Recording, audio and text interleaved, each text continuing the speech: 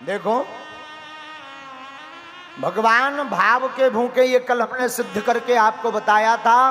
ठाकुर जी की पूजा करने के लिए, भक्ति करने के लिए जरूरी नहीं है कि तुम्हें टेंट लगाया जाए, पंडाल लगाया जाए, भगवान बड़े बैठारे जाएं, बड़ों सो मंदिर संगमरमर को बनाया हो जाए तभी भक्ति होगी।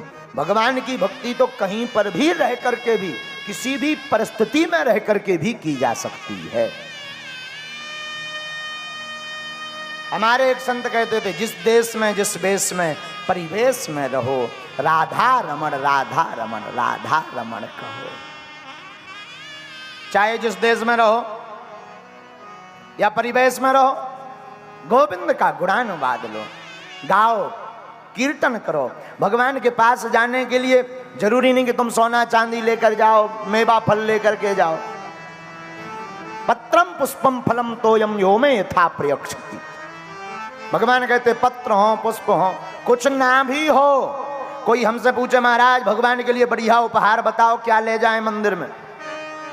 तो कभी भगवान के घर जाने का मौका मिले और कुछ उपहार लाने का मौका मिले तो कुछ ले जाओ या ना ले जा पाओ, मिठाई ले जाओ या न ले जाओ, पुष्प ले पाओ या न ले पाओ, जाना दोनों हाथ जोड़कर आंखों में आंसू भरकर कहना, हम तुम्हारे तुम हमारे। इससे बढ़िया उपहार क्या हो सकता? अपने आप को अर्पण कर देना, इससे बड़ा उपहार क्या हो सकता? बोलो सीताराम, जोर से बोलो।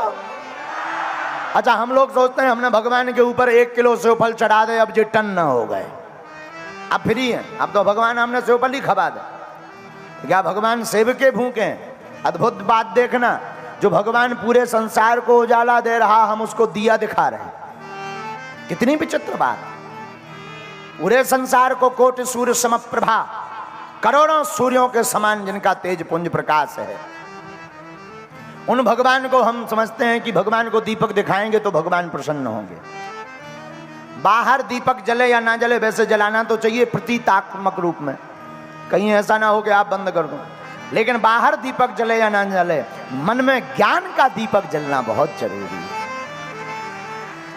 हृदय में गुरु ज्ञान का दीपक जलना बहुत जरूरी है। गुरु ज्ञान का दीप प्रज्वलित होगा तो अंधकार मिटेगा, अंधकार मिटेगा तो भगवान की प्राप्ति हो जाएगी। बोलो सीताराम, जोर से बोलो। तो बड़े बड़े महापुरुष कहते हैं, भैया भगवान की भक्ति बड़ी अविरल अद्भुत होती है। तो आप ठाकुर के चरणों में जाओ तो पत्रम पुष्पम फलम तोयम यो में यथा प्रयक्षति, कुछ ना कुछ लेकर जाओ। अब बुरा ना माने तो हम करोड़ों की बात बोले पागलों। करोड़ों की बात यह है कि भगवान के घर पर खाली हाथ नहीं जाना चाहिए, कुछ ना कुछ लेकर जाओ। कुछ ना हो तो भाव तो लेकर जाओ ही जाओ। जो खाली हाथ जाता है ना, अच्छा जो कुछ लेकर जाता है वो बहुत कुछ लेकर आता है, जो खाली हाथ जाता है वो नाक कान कटा कर आता है। रामायण का एक प्रसंग है महाराज जी, सूर्पनखा का। खाली हाथ गई थी, नाक कान चढ़ाया आई थी, दोनों झक। और भागवत का एक प्रसंग है सुदामा जी का, 3 मुट्ठी तंदुल लेकर गए थे, 2 लोकों के राजा बनकर के आए थे। हमारे दादा गुरुजी एक सूत्र और देते थे, काम की बात है, हो सके तो उसको जीवन में नोट कर लेना। दादा गुरुजी कहते थे 4 जगह पर खाली हाथ मत जाओ। मित्र के घर, देश के राजा के यहां मिलने जाओ तो कुछ ना कुछ हो, उपहार स्वरूप, पुष्प हो, फल हो। हम कहते कुछ भी ना हो तो बिल्व पत्र ले जाओ। हाँ, तो मित्र के घर, देश के राजा के घर, तीसरा स्थान बोले गुरु घर, यहां भी कुछ ना कुछ लेकर जाओ। बोले चौथा कौन? बोले भगवान का दर। भगवान से पूछो कि प्रभु आपको चाहिए क्या, तो भगवान ने उत्तर गीता में दिया, बोले पत्रम पुष्पम फलम तोयम। आप जो ले आओ सब स्वीकार है, भगवान को तो सब स्वीकार है। अच्छा भगवान की छोड़ो, हनुमान जी यहाँ तो और सब कछु स्वीकार है। कोई हमसे पूछे हमारे इष्ट हनुमान जी की, वे तो लंका में साहब घी तेल कपड़ा आगी सब स्वीकार कर ले, लंका वाले राक्षस बोले हमारे पास कुछ नहीं है, घी तेल है। हनुमान जी बोले वही ले आओ, अपनी पूंछ में लगवा लो। कुछ राक्षस बोले महाराज हमारे पास तो कपड़ा है। हनुमान जी बोले वही ले आओ।